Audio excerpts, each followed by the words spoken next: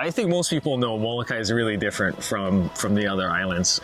It's known for advocating for its culture, its open spaces, its resources, but it's also not an easy place to live.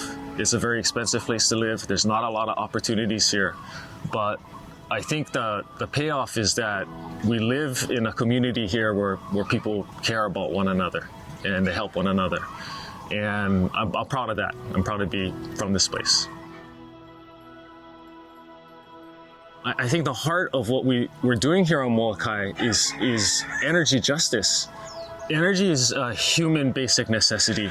And so for a small community like mine, if we can democratize energy, if we can build community equity by creating renewable energy projects, I think that's where we're trying to go. And I think that's why we're here. The mission and vision of Hoʻāhu Energy Cooperative is to provide a clean and resilient energy option for the island of Molokai.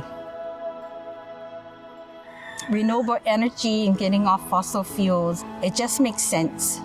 I like to think of it first as how will it benefit the aina, which is inclusive of people and the land. There's a mo'olelo that says the land is the chief and the people are the servants. And I think I was born to live that responsibility for Molokai.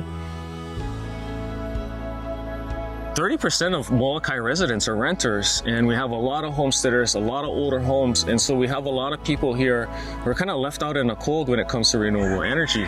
And so what community solar does is it says, we understand you can't put the solar on your house, but let us build the solar for you in the field. And the energy that we make and the profit that we make off of that energy, we will credit you directly on your electric bill. And so shared solar is really important because it allows access to renewable energy. Our cooperative, basically the idea is, instead of letting another developer come in and create this major grid scale energy development, we can take the place of the developer.